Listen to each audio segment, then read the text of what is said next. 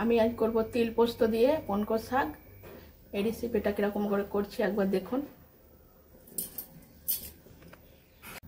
আমি আজকে সাদা তিল দেখুন হালকা করে ভেজে নিয়েছি। সাদা তিল, পোস্ত নিয়েছি, কাঁচা লঙ্কা, এটা পেস্ট করে নেব। আর এখানে আলু কুচি করে নিয়েছি। আর এখানে পনকর শাক নিয়েছি। আজকে আমি পোস্ত দিয়ে তিল দিয়ে পনকর শাক করব। কড়াই দিয়েছি কালো জিরে আর সর্ষের তেল। তেলটা চলে এসছে, আমি আলুগুলো খুব ভালো করে ভেজে নেব।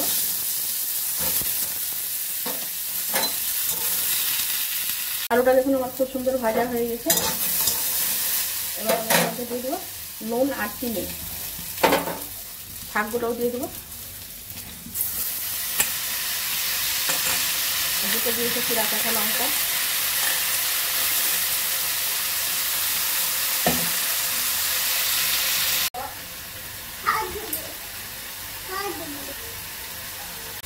আমার কিন্তু শাকটা হয়ে গেছে একদম, দেখুন আলুগুলো একদম সিদ্ধ হয়ে গেছে।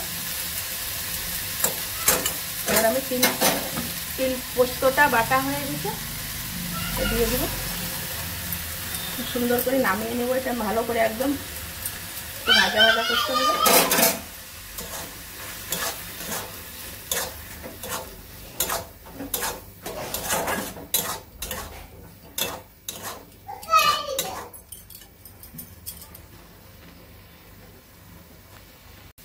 আমার তিল পোস্ত দিয়ে পনকর শাক রেডি হয়ে গেছে।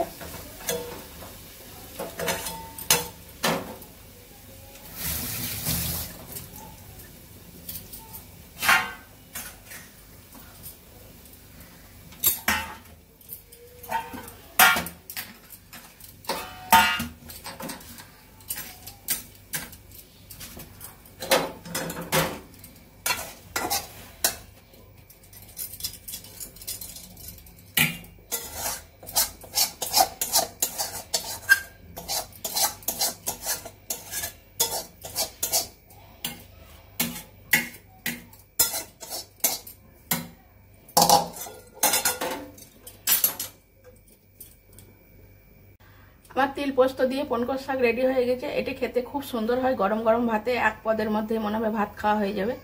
এটা ঘরে একবার হলেও করে দেখবেন, সব খুব সুন্দর হয়।